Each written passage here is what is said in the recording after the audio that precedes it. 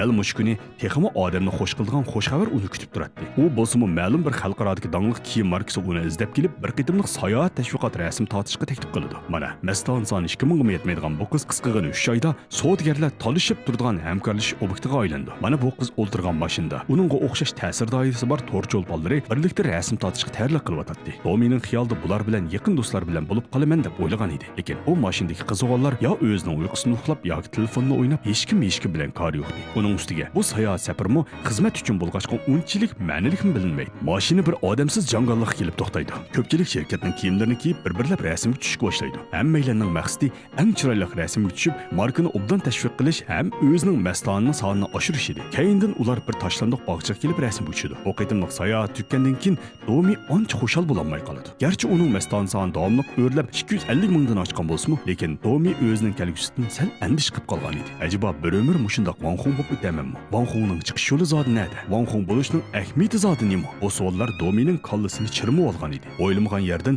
dal mush vaqtlarda kelishmaslik yuz berib, hamma odamlar uydan chiqolmas bo'lib qoladi. Kasal sababidan e'lon tashviqot beradigan savdogarlarning soni biroqli yo'q deyarli bo'lib qoladi. Domi uydan chiqolmagan sababli yangi rasmlarni chiqara olmay, maston sonlarimi kundan kunga ozayishga boshlaydi. Mushundoq besh qaytib turgan kunlarda u elektronlik hojatxonaning qapqig'ini topshirib oladi. Buni ma'lum bir savdogar avatgan bo'lib, Domining bu mahsulotni ishlatib to'g'ri chiqarib berishini so'raydi. Domi bu mahsulotni ishlatish jarayonini videoga tatqanda orliqda bilib bilmay tabiiy holda kulib soladi. Mana mushu bir tabiiy kulgisi bilan Domi odatdagi asarlardami jiq bo'lgan yuraklarini topshirib oladi. Shu mezgilning o'zida u to'rdan boshqa yerlardagi har xil soha kasblardagi odamlarning yo'llagan filmlarini ko'rib qoldi. Ba'zilar daryozda o'tirib naqsh yassa, ba'zi cho'lponlar o'zining yiqimliq muzikasi bilan to'rdoshlarga zo'qata qilyotdi. Uyda bekinib qolgan yesharga chiqolmayotganlar o'zining talanti va ta'sir kuchi orqali to'rning yordamida umid va xushallik aktiv energiyalarni to'r dunyosiga tarqatyotdi. Hatto ba'zi vanxonlar yenidan pul chiqarib, xayr saxovat organlariga iyon qilyotdi.